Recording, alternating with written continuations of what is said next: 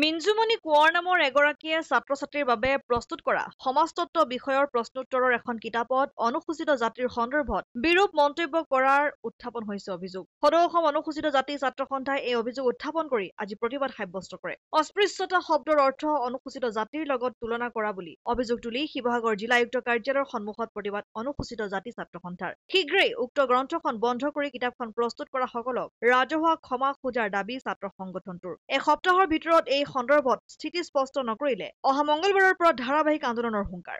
আপোনাৰ এতিয়া যিটো শিক্ষানীতি আমি যিখন পুথিগত অধ্যয়ন কৰোঁ সেই অধ্যয়নৰ পৰা আমি জ্ঞান আহৰণ কৰোঁ আৰু জ্ঞান আহৰণ কৰি সমাজখন সুস্থ পৰিৱেশলৈ পৰিৱৰ্তিত কৰোঁ।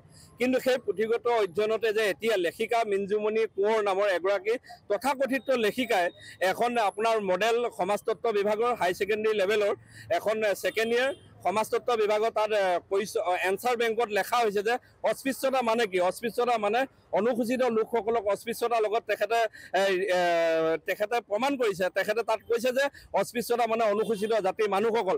কিন্তু আমি এটা কথা আপোনালোকৰ আগৰ জৰিয়তে ক'ব বিচাৰিছোঁ, অস্পৃশ্যতা অনুসূচিত জাতিৰ লোকসকলক তেখেতে হেয় প্ৰতিপন্ন কৰে, সমাজত তেখেতে হেয় প্ৰতিপন্ন কৰে। এই জাতিটোক নিক্ষেপ কৰা এটা পৰিকল্পনা কৰিছে শিক্ষাৰ মাধ্যমৰ জৰিয়তে। যিখন অনুসূচিত জাতিত আপুনি স্বনামধন্য ব্যক্তি ডক্টৰ বি আৰ আম্বেদকাৰ দেৱৰ আজিৰ যি নীতি আদৰ্শৰে আম্বেদকাৰ দেৱৰ যি সংবিধান, সেই সংবিধানে ভাৰতত প্ৰচলিত হৈ আছে আৰু সেই সংবিধান ভাৰতবৰ্ষৰ প্ৰতিজন জনসাধাৰণে চৰকাৰৰ পৰা আদি কৰি সকলোৱে মানি চলিছে। তেনে সময়ত এই স্বনামধন্য ব্যক্তিজনকো তেখেতে অপমান কৰিছে। লগতে অনুসূচিত জাতি যি 16টা উপজাতিৰ ভিতৰত কৈৱৰ্তসকলৰ অনুসূচিত জাতিৰ অন্তৰ্ভুক্ত, কিন্তু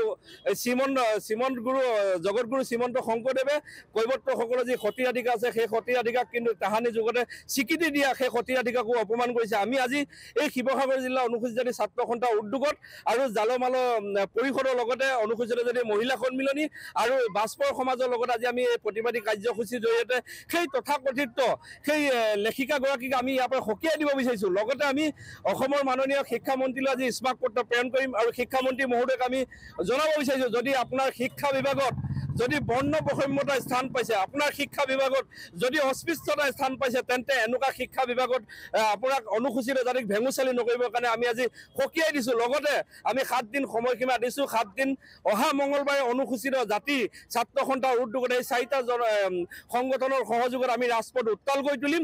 যদিহে তেখেতলোকে এই কিতাপত থকা 91 নম্বৰ যিটো পেজত আছে অস্পৃশ্যতা, সেই অস্পৃশ্যতা যদি এই কিতাপখনত যদি বন্ধ নকৰে, তেন্তে আমি জংগী আন্দোলনৰ দৰে কাৰ্যসূচী গ্ৰহণ কৰিবলৈ বাধ্য হ'ম।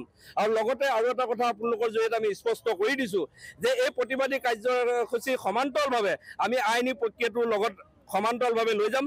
আৰু কিন্তু আৰু এটা কথা আপোনালোকৰ জৰিয়তে আমি জনাব বিচাৰিছোঁ, শিক্ষামন্ত্ৰী যদিহে স্পষ্টীকৰণ নিদিয়ে এই পৃষ্ঠাটোত কেনেদৰে অস্পৃশ্যৰ লগত অনুসূচিত জাতি সোমালে, অনুসূচিত জাতিসকলক অপবিত্ৰ কৰা হৈছে, বিভিন্ন ধৰণৰ লিখিতভাৱে দিয়া হৈছে।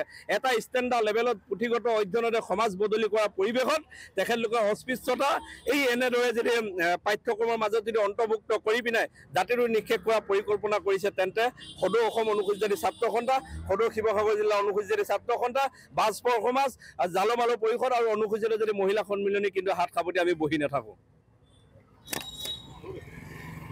শিৱসাগৰৰ পৰা সৈয়দ মুস্তাকুৰ ৰহমানৰ ৰিপৰ্ট, অসম আদিত্য।